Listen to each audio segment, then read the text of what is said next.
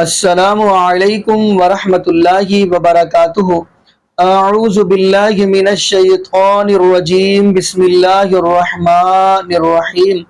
محمد رسول اللہ صلی اللہ علیہ وسلم والذین معہ اشداء علی الکفار رحماء بینہم تراہم رکعا سجدا یبتغون فضلا من اللہ ورضوانا۔ جی ناظرین، آج ہم جس حوالے سے گفتگو کرنے جا رہے ہیں یہ ہے کہ نبی پاک صلی اللہ علیہ وسلم کے صحابہ آپس میں بڑے ہی نرم دل تھے۔ یہ قرآن کہہ رہا ہے آپس میں بڑی محبت اور پیار کرنے والے تھے۔ لیکن ناظرین، نبی پاک صلی اللہ علیہ وسلم کے صحابہ یہ وہ ہیں جن کے بارے میں رب العالمین کا قرآن کہہ رہا ہے کہ جنہوں نے تعلیم بھی حاصل کی تو نبی پاک صلی اللہ علیہ وسلم سے کی، اور کس جگہ پر کی؟ ان اول بیت وضع للناس للذی ببکہ۔ تو ناظرین، میں اگلی بات کرتا چلوں، حضرت عمر بن خطاب رضی اللہ تعالی عنہ، یعنی کہ صحابہ کی شروع سے ہی یہ سوچ رہی ہے کہ ہم اہل بیت کے ساتھ جڑ کر رہے ہیں، اور اہل بیت یہ چاہتے رہے ہیں کہ ہم صحابہ کے ساتھ جڑ کر رہے ہیں۔ لیکن ناظرین، آپ کو یہ بھی بتاتا چلوں، ایک ایسا طبقہ بھی وہ کہتا ہے نہیں ان کو الگ کرنا چاہیے، استغفر اللہ معاذ اللہ، استغفر اللہ معاذ اللہ۔ تو ناظرین، اب حضرت عمر بن خطاب رضی اللہ تعالی عنہ کے ساتھ حضرت علی المرتضی رضی اللہ تعالی عنہ نے اپنی بیٹی ام کلثوم کی شادی حضرت عمر بن خطاب رضی اللہ تعالی سے کر دی۔ حالانکہ وہ ام کلثوم بیٹی نبی پاک صلی اللہ علیہ وسلم کی بیٹی سیدہ فاطمہ رضی اللہ تعالی عنہ کی بیٹی ہے۔ تو حضرت علی المرتضی رضی اللہ تعالی اپنی اسی بیٹی کی شادی حضرت عمر بن خطاب رضی اللہ تعالی کے ساتھ کر رہے ہیں۔ تو ناظرین، ہم آپ کو ویڈیو دکھانے جا رہے ہیں ڈاکٹر طاہر القادری حفظہ اللہ تعالی کی۔ انہوں نے انہی کی کتابوں سے، آپ کو پتہ چل گیا، انہی کی کتابوں سے یعنی دلائل دیے ہیں کہ حضرت علی المرتضی رضی اللہ تعالی حضرت عمر بن خطاب رضی اللہ تعالی کے ساتھ اتنی محبت اور اتنا پیار کر رہے ہیں، اپنی بیٹی کا نکاح حضرت عمر بن خطاب رضی اللہ تعالی کے ساتھ کر رہے ہیں۔ اور کچھ لوگ یہ بھی کہتے ہیں جی حضرت عمر بن خطاب رضی اللہ تعالی معاذ اللہ حضرت فاطمہ رضی اللہ تعالی کا دروازہ توڑ دیا، کیا کچھ کہتے ہیں، استغفر اللہ معاذ اللہ۔ لیکن ناظرین، اس وقت تو دروازے ہی نہیں ہوتے تھے۔ خیر ناظرین، ہم وہ ویڈیو دیکھتے ہیں، پھر انشاءاللہ اسی حوالے سے ہم بھی گفتگو کریں گے۔ تو آئیے ناظرین مل کے گفتگو سنتے ہیں۔ عظیم بات کہ سیدنا عمر فاروق رضی اللہ تعالیٰ عنہ صرف اہل بیت نبوی اور آل رسول کے ساتھ اپنا رشتہ جوڑنے کے لیے، تاکہ ان کے اولاد اور نسل جو ہیں وہ اہل بیت کے ساتھ منسوب ہو جائے، مولا علی شیر خدا کی خدمت میں درخواست کی کہ علی، میری ایک درخواست ہے کہ میری نسبت آپ کے خاندان سے ہو جائے، میرا جو نسب ہے اس میں اہل بیت کا خون آ جائے گا، اور قیامت کے دن آقا نے فرمایا تھا ہر نسب و مساہرت کٹ جائے گی مگر میری اور فاطمہ کا نسب اور نہیں کٹے گا۔ میں چاہتا ہوں کہ سیدہ فاطمہ کے نسب کے ساتھ میرا رشتہ جڑ جائے۔ مولا علی شیر خدا نے درخواست قبول کی، اور چنانچہ مولا علی شیر خدا نے اپنی صاحبزادی حضرت ام کلثوم، ان کا رشتہ سیدنا فاروق اعظم رضی اللہ تعالیٰ عنہ سے کیا۔ ام کلثوم بنت فاطمۃ الزہرا رضی اللہ تعالیٰ عنہ، یہ زوجہ بنی فاروق اعظم کی۔ وہ فاروق اعظم اگر انہیں سیدہ کائنات پر آ کے ظلم کیا ہوتا، اور جو من گھڑت داستان ہے گھر جلانے کی، اگر یہ درست ہوتی تو اسی فاطمۃ الزہرا کی صاحبزادی ام کلثوم کا رشتہ مولا علی شیر خدا حضرت عمر سے کرتے۔ ارے کچھ سوچو، کتنا بڑا ظلم کر رہے ہو، کتنا بڑا ظلم کہہ رہے ہو۔ کچھ خدا کا خوف کریں، کچھ علی مرتضیٰ کا حیا کریں، کچھ سیدہ کائنات کا حیا کریں ان کی حرمت کا۔ وہ اپنی صاحبزادی ام کلثوم کا رشتہ عمر فاروق کو دے رہے ہیں رضی اللہ تعالی عنہ۔ تو عمر فاروق مولا علی شیر خدا کے داماد بن گئے، اور سیدہ فاطمۃ الزہرا کے داماد بن گئے۔ عرب کلچر تھا، عمر زیادہ تھوڑی میں کوئی فرق نہیں ہوتا تھا، یہ چلتا تھا، کلچر تھا۔ مولا علی شیر خدا نے، حسنین کریمین میں، آقا علیہ السلام نے، یہ اسی طرح رشتے ہوتے تھے اس کلچر میں۔ اب اس کا حوالہ دے رہا ہوں، بہت بڑی چوٹی کی کتاب الاستبصار شیخ طوسی کی، اس کی جلد 3 صفحہ 352، یہ جو بہت بڑی بات میں نے ریفرنس کے طور پہ کی، الاستبصار جلد 3، یہ میرے سامنے الاستبصار ہے۔ چونکہ بعض لوگ یہ بات کہی جاتی ہے، شیعہ حضرات اس کا انکار کرتے ہیں، وہ کہتے ہیں یہ لغو ہے، یہ سنی لوگوں کی گھڑی ہوئی بات ہے، میں اہل سنت کا حوالہ نہیں دے رہا ہوں. بہت بڑی اونچے درجے کی کتاب ہے اہل تشیع کی الاستبصار، جس درجے کی ہماری سیاستہ ہیں اس درجے میں کتاب ہے الاستبصار. شیخ الطائفہ ابو جعفر محمد بن حسن الطوسی کی، اور یہ مصنف 460 ہجری میں وفات ہوئی. اس الاستبصار کی جلد 3 جز ثالث چھپی ہوئی ہے کتاب تہران کی، مطبوعہ 1390 تہران کی چھپی ہوئی. اس کے اندر فقہی مسئلہ بیان ہو رہا ہے، ان کی فقہ کی شریعت کی کتاب ہے. 205 نمبر فصل کا ہے، صفحہ نمبر 352 ہے، جلد 3 پہ صفحہ 352. فصل نمبر جو عنوان ہے چیپٹر باب وہ 205 ہے. اور مسئلہ شریعت کا یہ پوچھا گیا ہے کہ اگر شوہر فوت ہو جائے تو زوجہ اسی کے گھر میں ہی رہے یا جا سکتی ہے کسی دوسری جگہ. بیوہ شوہر فوت ہونے کے بعد اسی گھر میں رہے یا جا سکتی ہے، یہ عنوان ہے. اس عنوان پر شیخ الطائفہ ابو جعفر بن محمد الطوسی بن الحسن الطوسی وہ بیان کرتے ہیں پوری روایت کے ساتھ ان ابی عبداللہ علیہ السلام، سیدنا امام محمد الباقر، امام جعفر الصادق کا قول بیان کرتے ہیں، ان سے فتویٰ دیتے ہیں امام جعفر الصادق کا. تو وہ فرماتے ہیں کہ عبداللہ بن سنان اور معاویہ بن عمار کہتے ہیں ہم نے سوال کیا سیدنا امام جعفر صادق علیہ السلام سے کہ جو اس طرح شوہر جس کا فوت ہو جائے وہ عورت عدت کے لیے اپنے شوہر کے گھر میں ہی رہے عدت کے لیے یا جا بھی سکتی ہے کہیں، یہ سوال کیا. آپ نے فرمایا کالا حیث شاءت، جہاں چاہے عدت پوری کرنا جا سکتی ہے. ان علی علیہ السلام لما توفى عمر اتا الى ام کلثوم فانطلق بها الى بیتہ. ام کلثوم بنت فاطمہ الزہرا، وہ جو سیدنا عمر فاروق کی زوجہ تھی، بیوی تھی، جب حضرت فاروق اعظم کا وصال ہو گیا حضرت علی شیر خدا گئے تو یہ چونکہ بیوہ ہو گئی تھی فاروق اعظم کے وصال کے بعد، تو شہزادی ام کلثوم بن فاطمہ کو اپنے گھر لے آئے، عدت اپنے گھر میں آ کے پوری کرائی عمر فاروق کے وصال کے بعد. اب سمجھ گئے؟ یہ شریعت کا مسئلہ اخذ کیا ہے شیعہ کتب نے، اس میں کسی سنی کتاب کا دخل نہیں. یہ الگ بات کہ آپ اپنی قوم سے چھپائیں، نئی نسلوں سے چھپائیں، اس لیے کہ اگر یہ راز کھل گئے تو آپ کے افسانوں پر ایمان کون لائے گا؟ آپ کی من گھڑت داستانوں کو کون مانے گا؟ وہ تو سر پھوڑ دیں گے آپ کا لڑکے اٹھ کر جوان. کہ اگر یہ حقیقت آپ کی کتب میں ہے اور فقہ شریعت کے مسائل امام اہل بیت کے امام جعفر صادق اور امام محمد الباقر یہ بتا رہے ہیں اور مولا علی شیر خدا کا عمل یہ ہے، تو آپ ہمیں کیا سکھاتے ہیں خلفائے راشدین کے خلاف؟ یہ 1257 نمبر مسئلہ تھا. اب 1258 نمبر ایک اور مسئلہ ہے.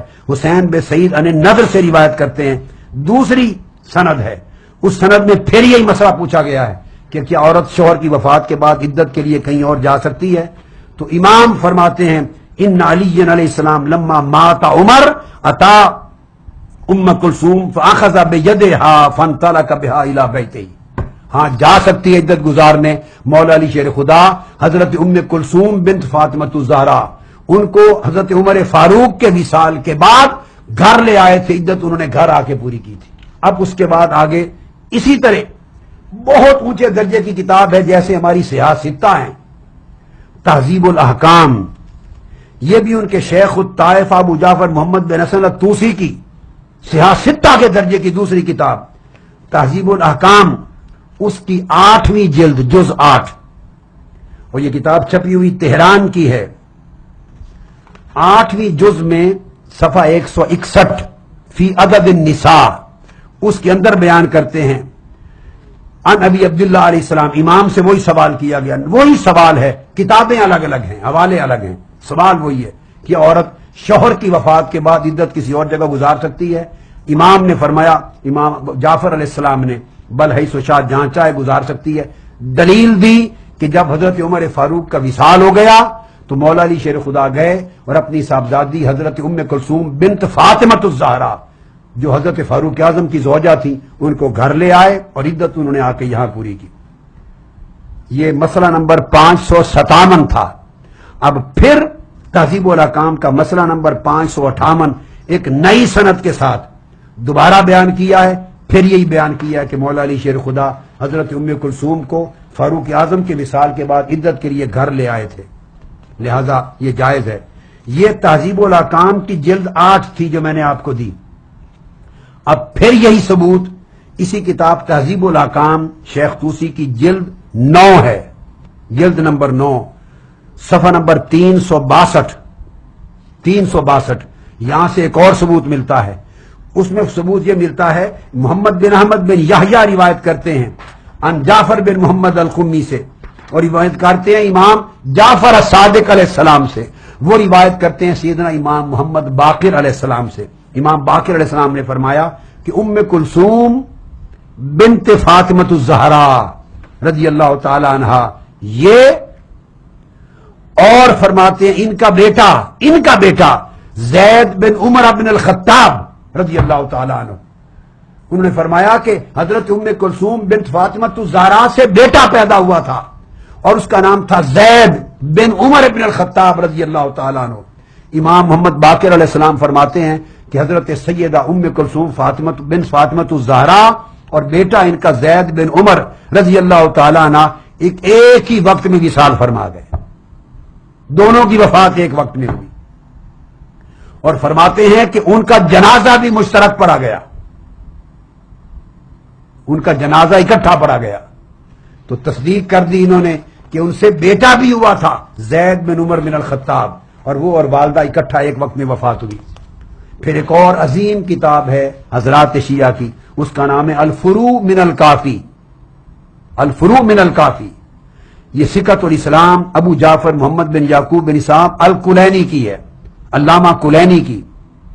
ان کی وفات 328 ہجری میں ہوئی تھی، 328، اتنے پرانے ان کے محدثین میں سے سکۃ الاسلام ہے۔ اور یہ کتاب بھی اسی طرح فروع من الکافی چھپی ہوئی ہے ایران کی، تہران کی۔ اس کی جلد 6 یاد رکھ لیں، جلد 6 کتاب الطلاق صفحہ نمبر 115۔ اس صفحہ نمبر 115 میں پھر وہی مسئلہ ہے، روایت الگ ہے، راوی الگ ہیں۔ اس میں پھر پوچھا گیا کہ عورت عدت شوہر کی وفات کے بعد کہیں اور گزار سکتی ہے؟ جواب دیا امام نے، ہاں، حضرت علی شیر خدا حضرت ام کلثوم بن فاطمۃ الزہرا کو سیدنا فاروق اعظم کے وصال کے بعد عدت گزارنے کے لیے اپنے گھر لے کے آئے تھے، اس سے ثابت ہوا گزار سکتی ہے۔ یہ حوالے تھے۔ اب اس کے بعد آپ آ جائیے، ان تمام حوالوں کے بعد بتائیے کوئی گنجائش رہ گئی؟ یہ تو کوئی تاریخ نے ثابت نہیں کیا، بیان نہیں کیا کہ اس پر رد ہو۔ ائمہ اطہار اہل بیت شریعت کا فقہ کا مسئلہ بتانے کے لیے ہر ایک جگہ اس کو کوٹ کر رہے ہیں، اس کا تو انکار ہو ہی نہیں سکتا سوائے کسی جاہل کے، غالی کے، متعصب کے، جھوٹے کے، کاذب کے۔